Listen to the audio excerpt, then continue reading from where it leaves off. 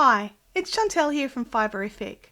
I thought it was high time I put some beginner videos up, so I'm going to be showing you how to do some beginner stitches for crochet. We're going to learn how to chain, how to single crochet, how to half double crochet, and how to double crochet. We'll talk more about the languages and the styles of the crochet stitches as we go through and as we progress through each stitch. In this particular video, we're just going to do chains, and over the coming weeks we'll add in more and more. The next steps as you go along into your crochet adventures. So let's get started.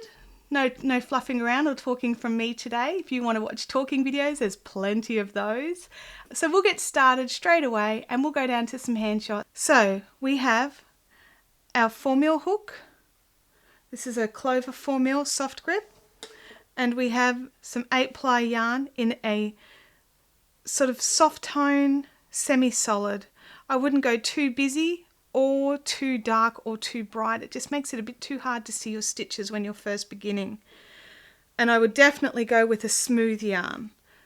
So what we're going to do is a slip knot. So I like to do this one. There's so many different ways. You can YouTube so many different types of slip knot, but my preferred method is this. So you have it like that, give it a twist, and then grab that tail and pull it through.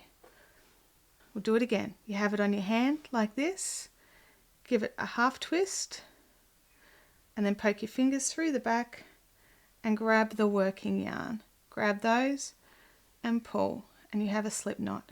You also have a nice length tail. You want to make sure you've got at least a 10cm tail so that you can weave your ends in. And then you pop your hook in and you can bring it up to the right size. Now make sure that when you're getting your hook on, you want it snug but still moving. If you make it too tight, you make it too hard for yourself. So you want it snug but still moving.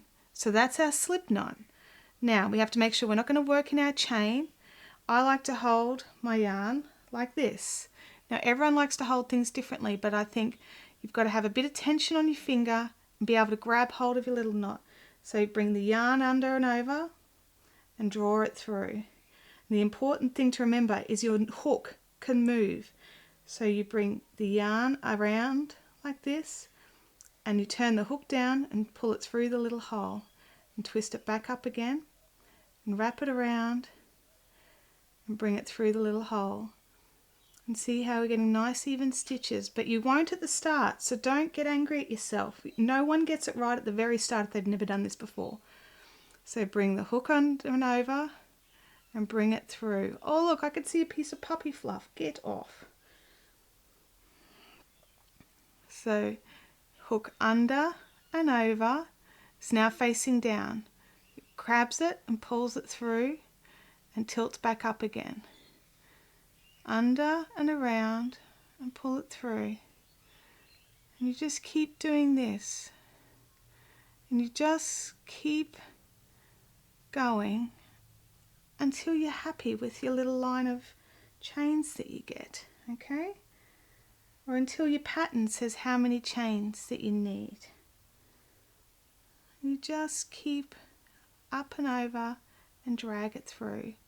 I've got there's all sorts of poems and things to remember. There's one about bunnies and neighbours and stealing kids and bringing them over to play and things like that. I can never remember them. I'm more of a under, over, grab it and drag it. Such a lady.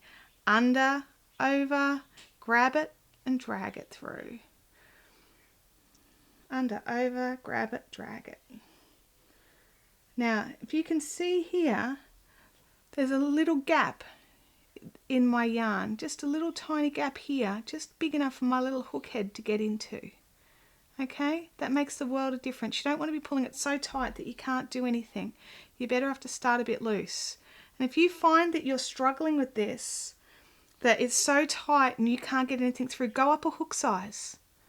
Go up to a 4.5, go up to a 5. Okay, it'll depend on your yarn, of course.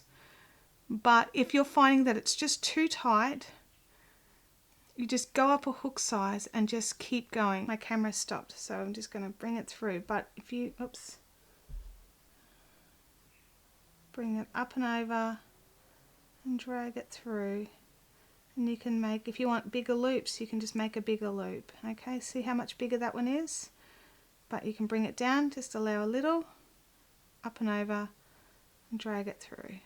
And that, my friends, is how we do chains. Did you like this video? Do you want to see more videos like this one?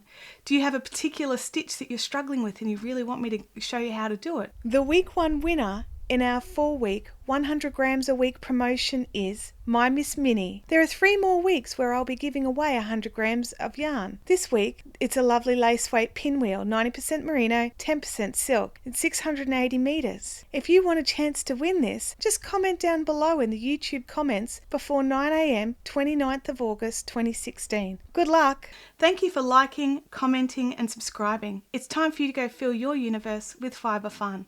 Off you go. I'll see you next week.